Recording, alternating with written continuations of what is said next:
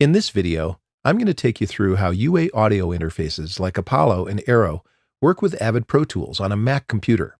I'm using an Aero to demonstrate, but the concepts apply to all desktop and rack-mount Apollos as well. Before we begin, be sure you've installed the UAD software and firmware updates and registered your interface at uaudio.com so you're ready to follow along. Apollo and Aero let you hear yourself complete with onboard UAD effects in real time, all the time, with no latency, because it's all done in the interface, not on the host computer.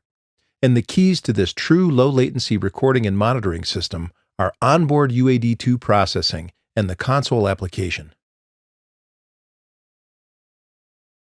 Console runs alongside Pro Tools and handles all your audio monitoring.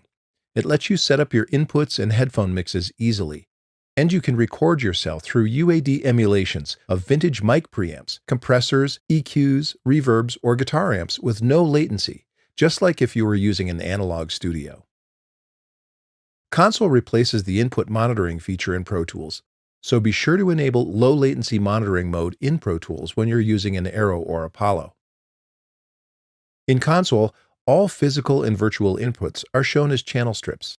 Channel strips are routed directly to the monitor output, so you hear sound as soon as you plug in an input. You use Console's faders and other controls to create your input mix, but the audio recorded in Pro Tools is sent at full level before the faders. With universal audio interfaces, onboard DSPs run the mixer and UAD plugins. Interfaces come complete with a basic set of great-sounding plugins right in the box, which include the 610B tube preamp, the LA2A and 1176 compressors, and the Marshall Plexi Classic guitar amp. You track through them with no latency by adding them to channel strips in the console. You can choose to record with or without effects by toggling the Insert Effects buttons. When set to record, effects will be recorded, and when set to monitor, you'll hear the effects but they won't be recorded. You can set this up channel by channel or all at once using the global Insert Effects buttons on the side panel. When you're ready to mix, you can use the same UAD plugins directly in Pro Tools. Just be sure to disable anything you're not using in Console to get the most out of your DSP. Unison preamps like the 610B and the Marshall are placed in a special insert slot at the top of the channel. They can be used in any channel insert, but when you use the special Unison slot, they take over the physical preamps to complete the hardware model by changing the impedance and gain staging. And because of this unique hardware-software interaction, Unison preamps are always recorded, regardless of the state of the Insert Effects buttons. The Settings page is where you edit and save hardware and software options. The default settings are a great starting point, but you can customize them at any time, and you may want to set input delay compensation to off for the lowest latency. On Mac computers, Pro Tools uses Core Audio for communicating with audio interfaces, and Console's unique I/O matrix allows you to customize the driver for your Apollo or Aero. Start by setting it to Default. Default lists all of the inputs and outputs on the interface, which you can then reorder to suit your needs. When you're done, you can store them as a preset. Note that when working at high sample rates, the I/O configuration changes, and some channels are disabled. Be sure to refer to the software manual for a complete list of driver tables. There are a few basic ways to set up your headphone mixes. The simplest way is to set the cue source to mix. Then everything you hear in the speakers is routed to the built-in headphone outputs, and you control the overall volume with the dedicated knobs on your interface. You can also create discrete headphone mixes using Console sends for your live audio and Pro Tools sends for individual DAW tracks. You do this by setting the cue source to HP or Q and using Console headphone sends and Pro Tools sends routed to the headphone output to create your mix. Now let's set up Pro Tools. Before creating your first session, you need to set your UA interface as the playback engine. From the Setup menu, open the Playback Engine dialog, select Universal Audio Thunderbolt from the pop-up menu, and click OK. Now you can create a blank session to work with.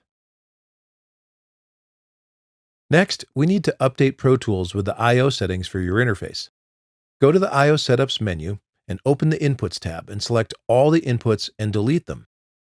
Then click Default to import the I/O for your interface. Do the same for outputs and buses and you'll be good to go. The interface's core audio profile is saved in Console's I/O matrix. When you make a change to the matrix, you need to update Pro Tools I/O to see the changes.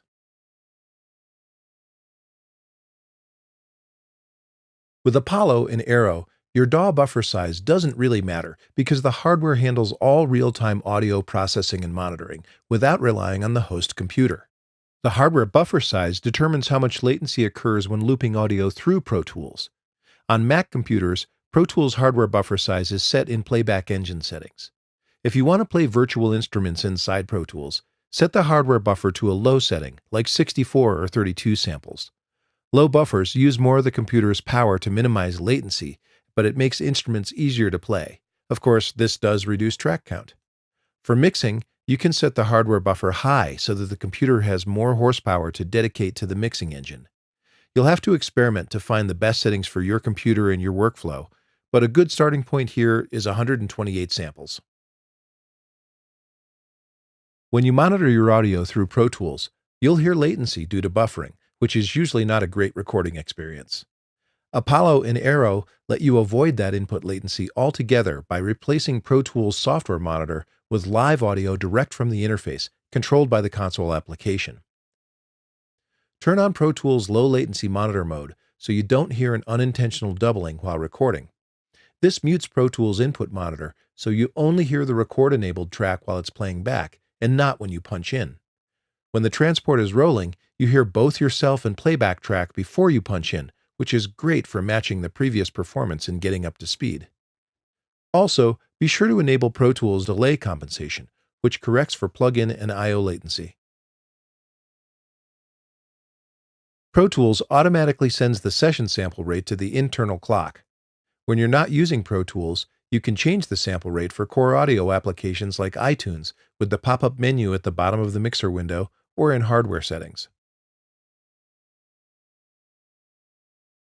Apollo and Aero have a number of virtual channels, which are connections that let you route the audio from applications on your computer to channel strips in the console, and vice versa. For example, you can route Pro Tools' main output to a pair of virtual channels instead of the main monitor. This makes it easier to blend live sources with DAW playback right in the console using faders. To do this, open I/O Setups and go to the Bus tab. Then map the output of Mon left and right to Virtual 1 and 2. In Console, link Virtual 1 and 2 to create a stereo fader and then give it a custom name. In addition to making it easier to mix your live inputs with DAW playback, you get 2 great headphone mix options for free when you route Pro Tools outputs to virtual channels. You can set the cue source to mix and use the main console mix. That's easy. Or you can set the cue source to HP or Q and use channel strip sends to create a separate mix for the headphones. To route system sounds and computer audio to virtual channels, launch the Audio MIDI Setup application and view the Audio Devices window. Click on Output to see the channel names for all available outputs. You'll see the virtual channels are called out by name. Next, click Configure Speakers and set the left and right speakers to the virtual channels you want to use. Click Apply and Done to commit the changes. Your computer audio now plays through channel strips, and you can even add UAD plugins to make it sound great. You'll find more information and current software at help.uaudio.com.